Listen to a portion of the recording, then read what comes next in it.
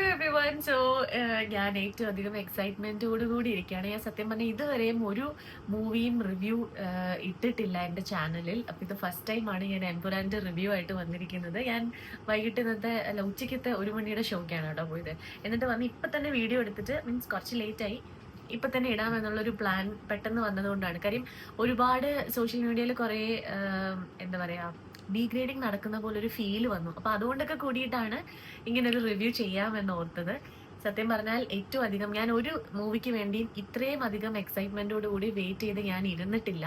കാര്യം രാജീവിനെ വിളിച്ച് പറഞ്ഞ് കറക്റ്റായിട്ട് മറ്റേ ബുക്കിംഗ് ഒരാഴ്ചയ്ക്ക് മുമ്പ് സ്റ്റാർട്ട് ചെയ്തപ്പോഴേ ബുക്ക് ചെയ്യണം എന്ന് പറഞ്ഞ് നമ്മൾ കറക്റ്റായിട്ട് ബുക്ക് ചെയ്ത്, എന്നിട്ട് പോലും നമുക്ക് ഉച്ചയ്ക്ക് 1 മണിക്കാണ് ഷോക്ക് ടിക്കറ്റ് കിട്ടിയത്.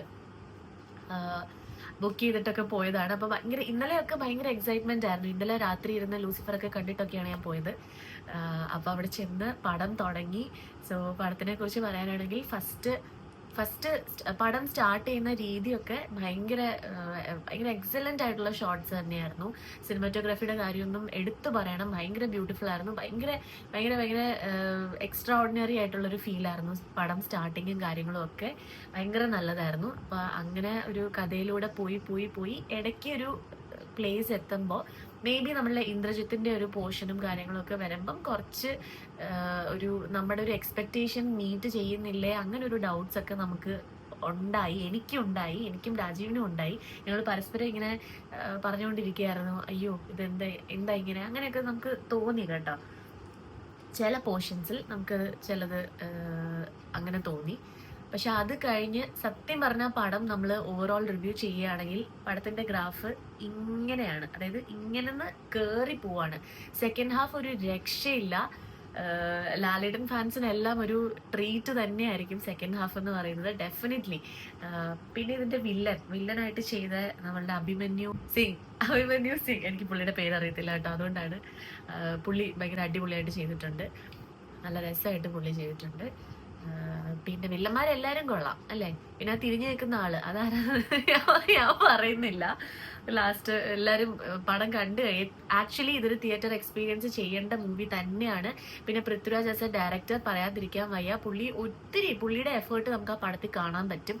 പിന്നെ പുള്ളി ഇന്റർവ്യൂസിലൊക്കെ പറഞ്ഞ പോലെ ലാലേട്ടന്റെ ഒരു പ്രസൻസും ത്രൂ ഔട്ട് ഫിലിം നമുക്ക് ഫീൽ ചെയ്യാൻ പറ്റും. ലാലേട്ടന്റെ മാനറിസംസ്, ചില ഫൈറ്റ് സീക്വൻസ് ഒക്കെ ഒന്നും പറയുന്നില്ല, അത്രയ്ക്ക് രസമായിരുന്നു. നമുക്ക് സെക്കൻഡ് ഹാഫിൽ ഫുള്ള് ഗൂസ് ബംസ് ആയിരുന്നു കേട്ടോ. ഞാനിങ്ങനെ അയ്യോ ഗൂസ് ബംസ് എന്ന് പറഞ്ഞ് രാജീവിന്റെ അടുത്ത് പറയുന്നത്, ഇപ്പൊ രാജീവ് ഇങ്ങനെ തലയായിട്ട് അതെ വന്നു അങ്ങനെ പറഞ്ഞുകൊണ്ടിരിക്കുവായിരുന്നു.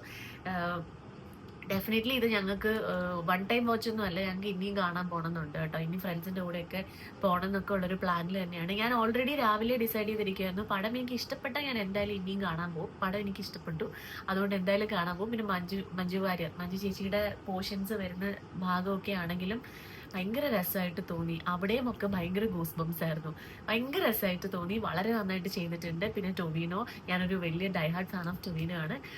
ഞാൻ ആക്ച്വലി ചില സ്ഥലങ്ങളിലൊക്കെ ഞാൻ പറഞ്ഞിട്ടുണ്ട്, ലൂസിഫറിൽ എനിക്ക് അഭിനയിക്കാൻ എന്ന് പറഞ്ഞാൽ വളരെ ചെറുതായിട്ട് ഒരു ജസ്റ്റ് ഒരു മുഖം കാണിക്കാൻ ഒരു അവസരം എനിക്ക് കിട്ടിയിട്ടുണ്ടായിരുന്നു. അതുകൊണ്ട് തന്നെ ഞാൻ എമ്പുരാന് വേണ്ടി ഭയങ്കര, എൻ്റെ കുറേ ഫ്രണ്ട്സ് ഒക്കെ എന്നെ കളിയാക്കി ചോദിക്കുക, എമ്പുരാനിലുണ്ട് എന്നൊക്കെ പോയി കളിയാക്കി ചോദിക്കായിരുന്നു. അപ്പൊ എനിക്ക് എന്താ പറയാ, അതിൽ അങ്ങനെ ഒരു ഇത് ചെയ്തത് കൊണ്ടും ആയിരിക്കാം, ലൂസിഫറിൽ ചെയ്തുകൊണ്ടായിരിക്കാം എനിക്ക് ഇത്രയും എക്സൈറ്റ്മെന്റ് എമ്പുരാന് വേണ്ടി ഉണ്ടായിരുന്നത്.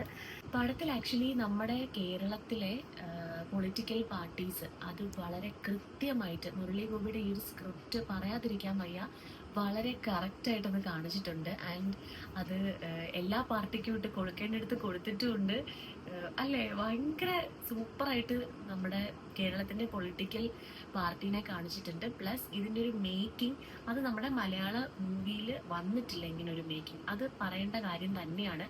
ആൻഡ് ആ ഒരു മൂവീൻ്റെ എഫേർട്ട്, ഇത്രയും പേരിട്ടിരിക്കുന്ന ആ ഒരു എഫേർട്ടും നമുക്കത് അംഗീകരിച്ചേ പറ്റുള്ളൂ.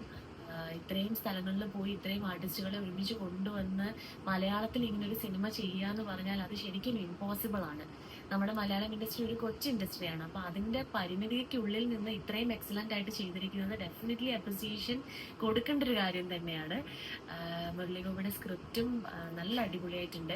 ചുമ്മാ ഒരു കഥയില്ലാതെ എന്തൊക്കെയോ കാണിക്കുക അങ്ങനല്ല, പ്രോപ്പർ കഥ കൊണ്ട് കഥയിലൂടെ തന്നെയാണ് അത് പോകുന്നത്. ഒരു നോൺ ലീനിയർ പാറ്റേൺ ഉണ്ട് മൂവിക്ക്. അതുമൊക്കെ നമുക്ക് മലയാളത്തിൽ നമ്മളത് കാണുമ്പോൾ നമുക്ക് ശരിക്കും ആസ് മലയാളികൾ നമ്മൾ അഭിമാനിക്കേണ്ട ഒരു നിമിഷം തന്നെ. ലൂസിഫറിൽ ഉണ്ടായിരുന്ന എല്ലാ ക്യാരക്ടേഴ്സിനും മാക്സിമം സ്ക്രീൻ സ്പേസ് കൊടുത്ത് തന്നെയാണ് ഈ ഒരു മൂവി എടുത്തിരിക്കുന്നത്. നമുക്കത് ഓരോന്ന് കാണുമ്പോഴും ഭയങ്കരമായിട്ട് മനസ്സിലാവും. പിന്നെ ഒരു ലാസ്റ്റത്തെ ഒരു ഫൈറ്റ് സീക്വൻസ് കുറച്ച് ലെങ്തി ആയി പോയോ എന്നൊരു ഡൗട്ട്. പക്ഷെ എന്നാലും ഡെഫിനറ്റ്ലി അത് ബോറിംഗ് ഒന്നും അല്ല, നമുക്ക് നമ്മൾ ശരിക്കും എൻജോയ് ചെയ്യും.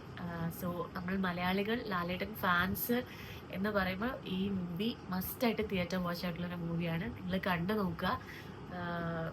എൻ്റെ ഒരു റിവ്യൂ ഇതാണ്. എനിക്ക് ഭയങ്കരമായിട്ട് ഇഷ്ടപ്പെട്ടു. ഓവറോൾ ഫ്ലോസ് ഉണ്ട് പടത്തിന്, ഫസ്റ്റ് ഹാഫിലൊക്കെ കുറച്ച് ഫ്ലോസ് ഉണ്ട്. പക്ഷേ this is absolutely a must watch theater experience movie and so sad to hear that ഇങ്ങനെ ടെലിഗ്രാമിലും മറ്റതിലൊക്കെ ഇത് റിലീസായി എന്നൊക്കെയുള്ള ന്യൂസ് കണ്ടു. സോ അങ്ങനെയൊന്നും സിനിമാ പ്രേമികളാണ് നിങ്ങളെങ്കിൽ അങ്ങനെയുള്ള ഒരു കാര്യങ്ങൾക്കും പോവാതിരിക്കുക. തിയേറ്ററിൽ പോയി തന്നെ കണ്ണി സിനിമ വിജയിപ്പിക്കുക. ഞാൻ ഒഫീഷ്യലി അവർക്ക് വേണ്ടി പ്രൊമോഷൻ ചെയ്തതോ കാര്യങ്ങളോ ഒന്നുമല്ല, ഒരു സിനിമാ പ്രേമിയായിട്ട് പറയുന്ന കാര്യമാണ് കേട്ടോ. അത്രയേ ഉള്ളൂ. സോ അതാണ് എമ്പുരാൻ്റെ എൻ്റെ റിവ്യൂ. ടിക്കറ്റ്സ് ഒന്നും കിട്ടാനില്ല എന്നുള്ളൊരു അറിവാണ്. ഒരുപാട് പേര് വിളിച്ചിട്ട് പറയാം ടിക്കറ്റ് കിട്ടുന്നില്ല എന്നാണ്. അപ്പോൾ എന്തായാലും ടിക്കറ്റ്സ് കിട്ടുന്നവരെ നിങ്ങൾ വെയിറ്റ് ചെയ്യുക. ടിക്കറ്റൊക്കെ ബുക്ക് ചെയ്ത് എമ്പുരാൻ എന്തായാലും തിയേറ്ററിൽ തന്നെ പോയി വാച്ച് ചെയ്യാൻ നോക്കുക. സുരാജ് ചേട്ടൻ, ബൈജു ചേട്ടൻ ഇവരെല്ലാവരും അടിപൊളിയാണ് കേട്ടോ. എല്ലാവർക്കും ഒരു സ്ക്രീൻ സ്പേസ് അതിനകത്തുണ്ട്. നമ്മളുടെ ഫസ്റ്റ് ലൂസിഫറിലുണ്ടായിരുന്ന മിക്ക ക്യാരക്ടേഴ്സും ഇതിൽ ഉണ്ട്, എമ്പുരാനിലുണ്ട്. ആൻഡ് കുറേ സർപ്രൈസസും വെയിറ്റിംഗ് ആണ്, especially climax. I love the climax. അപ്പോൾ എന്തായാലും കണ്ടു നോക്കൂ. ബൈ.